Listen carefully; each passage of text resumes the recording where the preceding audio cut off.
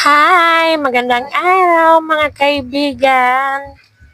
Magluluto nga pala tayo ng ating paninda ngayong araw dahil ngayon ay magtitinda na naman tayo. Dahil sinipag na tayo ngayon, hindi na tayo tinatamad. Uy, walang ganun tamad. Lahat tayo masisipag. Magluto nga pala ako ngayon ng banana Q. Ayan, pinirito ko na yung saging at saka ako na gano'n ng asukal dahil lalagyan na natin ng asukal yung ating banana Q. Kaya nga banana Q, di ba? Kasi lalagyan ng asukal. Huy, huwag kang gano'n. Ayan, ilalagyan na pala natin sa stick. Hindi pala natin lalagyan ng stick yung banana Q. Yung banana Q pala yung ating ilalagay sa stick. Yung saging ba? Uy, huwag kang ano dyan.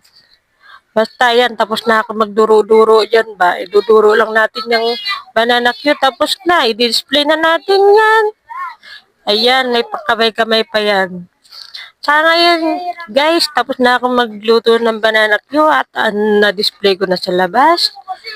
Ang akin namang niluluto ngayon ay turon. Turon saging. Ayan, nagbalot na ako ng turon saging. Pagkatapos niyan ay ipirito ko na yan. Nagbalot muna ako ng marami para sabay-sabay nang maluto. Ayan nga pala, napagpainit na ako ng mantika dyan. Nilagay ko na rin yung mga binalot na mga saging. Ayan, nag-brown na siya pamaya-maya. At yan ay akin ang hinahango. Ganun lang talaga kasimple yung pagluluto ng merienda kahit na matrabaho.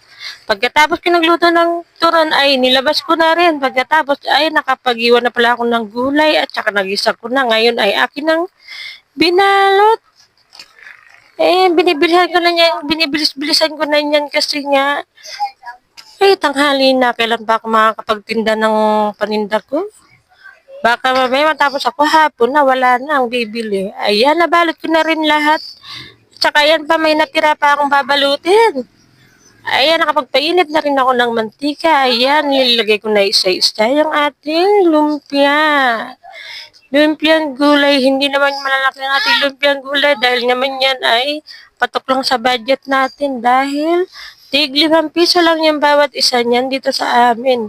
Ay, ako lang pala nagbebenta ng 5 pisong lumpiang gulay. Sa iba kaya, 15 lang yan. O kaya 10, 12.